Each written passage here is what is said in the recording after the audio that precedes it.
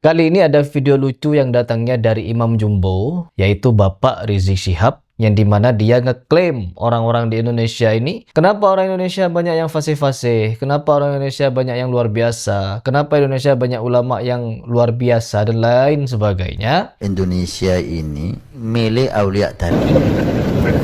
Penjual agama!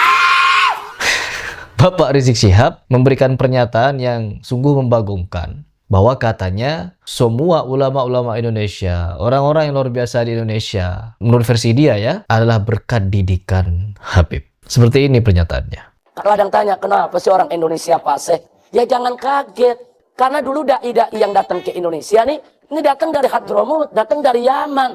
Lisan Hadar ini lisan fasih, saudara. Kamu pikir saya kakek moyang kamu apa? Ya, lisan Yaman adalah lisan yang fasih. Iya bener. Seperti Habib Umar ini. Bismillahirrahmanirrahim. Bismillahirrahmanirrahim. Bismillahirrahmanirrahim. Bismillahirrahmanirrahim. Qul huwallahu ahad, Allahu samad. Lam yalid wa lam yulad wa lam yakul lahu kufuwan ahad. Assalamu alayka ayyuhan nabiy wa rahmatullahi wa barakatuh.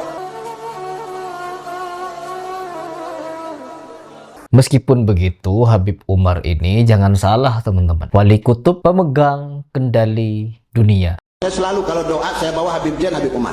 Penjual agama, Karena dua sosok manusia ini yang sekarang ini yang memegang dunia. penipu, pendusta, penjual agama. Dua sosok ulama besar, Habib Zain bin Ibrahim bin Semit, kemudian Habib Umar bin Muhammad bin San. Saya mendapatkan cerita ini dari satu orang aulia.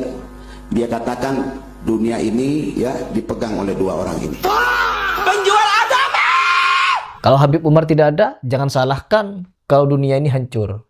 Habib Umar loh, ya karena apa? Wali kutubnya. Sebagaimana dia ini banyaknya pengibulan. Dan sekarang balik lagi kepada pembahasan Habib Rizik Syihab. Orang yang diakui fasih katanya, bacaan-bacaan Al-Qur'annya seperti Habib Umar bin Hafiz, Habib Jindan nih. Bismillahirrahmanirrahim. Alhamdulillahi rabbil alamin. Arrahmanirrahim. Maliki yaumiddin. Iyyaka na'budu wa iyyaka nasta'in. Ihdinas siratal mustaqim. Siratal ladzina an'amta 'alaihim ghairil maghdubi 'alaihim waladdallin.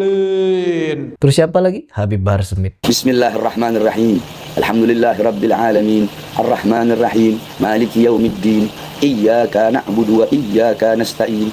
اهدنا الصراط المستقيم صراط الذين أنعمت عليهم غير المغضوب عليهم ولا الضالين. Ketika baca Al-Quran, mereka mengaku bahwa bacaan mereka atau fokus kepada Bahar Smith, bacaannya paling sampai kepada Nabi. Karena apa? Pakai sanad. Cepet kan? Tapi ente nggak tahu kan bahwasanya Fatihah itu ana dapatkan dari guru ana dapatkan dari gurunya yang pakai sanad, pakai ijazah, nyambung. Seperti itulah barusan bacaan Fatihahnya Rasulullah SAW. Penjual agama! Bacaannya pakai sanad teman-teman. Bahwa Nabi katanya bacanya seperti itu. Inna lillahi wa inna ilaihi raji'un. Jangankan jenis bacaan yang seperti ini dia akui sebagai tembus kepada Nabi SAW. Ketika dia menyampaikan hadis dan lain sebagainya, jelas-jelas dia nipu, bohong atas nama Nabi. Sampai hari ini sudah 1 tahun lebih tantangan saya kepada Bahar Smith untuk pembuktian bahwa memang dalil itu adalah dalil yang sahih. Tak ada berani dia merespon tantangan saya. Alih-alih dia mau merespon tantangan saya, dianggapnya saya nantang berantem, teman-teman. Seharusnya ya, kalau memang yang sampai kepada telinga Bahar Heri Pras itu nantang berantem, harusnya dia greget sekali untuk berantem dengan Heri Pras. Karena apa? Ketika dia ditantang berantem sama Kori, datang dia ke Kresek. Kalau memang punya nyali, nah sekarang udah tahu lah siapa yang punya nyali. Saya datang ke Kresek, Bahar bin Smith datang ke Kresek. Kan tadi alasannya dia ditahan polisi, nggak ada. Polisi nahan dia katanya, berarti bohong dia dong. Diam! Ya, mau berantem sama Andi Rompas, datang dia ke Minahasa. Andi Rompas. Bilang sama dia, ana udah sampai ke tempat dia tuh di Minahasa. Suruh dia coba sampai ke tempat ana di Wonasa di Manado. Kalau nak orang potong-potong bala dua dia. Kita so sampai pada Petampa di Minahasa. Kita so sampai di Bitung, kita so sampai di Girian. Waktu kasus itu kita so sampai di sana, kita pergi sendiri ke sana. Coba suruh dia datang sendiri ke Wonasa kalau berani.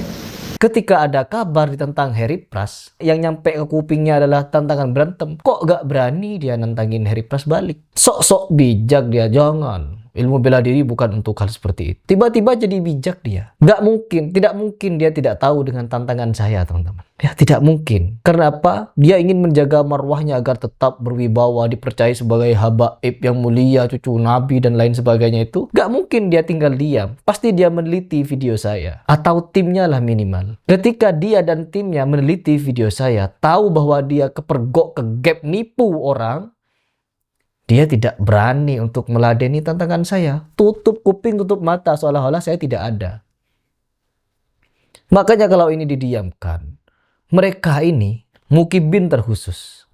Mukibin sudah tahu Habibnya nipu, Habibnya bohong. Bohong dan nipunya itu tidak tanggung, teman-teman. Atas nama Nabi dan Allah, dia menyatakan kata Allah, kamu kera-kera bersorban, kamu kiai bangsat, kamu begini begitu bajingan. Di ayat berapa? Di surat apa Allah Subhanahu wa taala mengucapkan biadab, kera bersorban dan bajingan? Apakah Bahar Smith lagi mempresentasikan bahwa dirinya Tuhan? Kan memang tidak sedikit bahwa habaib di Indonesia ini, jangankan di perkara karomah, di dalam kuburan pun ketika Muhyiddin mati, teman-teman, ditanya man robbuka, jawabannya Habib Abdullah Al-Haddad. Ditanya lagi man nabiyuka, Habib Abdullah Al-Haddad. Jadi semua pertanyaan Munkar Nakir dijawabnya Habib. Yang paling fatal itu ketika ditanyakan man robbuka, dijawabnya Habib Abdullah Al-Haddad. Apakah Habib Abdullah Al-Haddad tidak pernah mengajarkan kepada jemaahnya untuk apa? Untuk bertauhid? Atau memang ketika mereka mati mintanya kepada Habib, sampai-sampai Habib, kuburan Habib bisa mengabulkan 70 hajat. Artinya apa? Habib sudah jadi Tuhan, teman-teman. Kalian punya persoalan, datang kuburan Habib, semua persoalan itu selesai. Ini produksi Tarim ini. Ini produksi Yaman, teman-teman. Orang Tarim ini. Semua yang saya bicarakan adalah produksi orang Tarim. Sebagaimana Rizik Syihab tadi ngeklaim bahwa orang-orang Tarim menjadi guru di Indonesia. Sampai-sampai di Indonesia itu banyak orang yang fasih. Fasih ngibul. Dan tidak sedikit memang kiai-kiai pribumi yang menjadi kibin Habib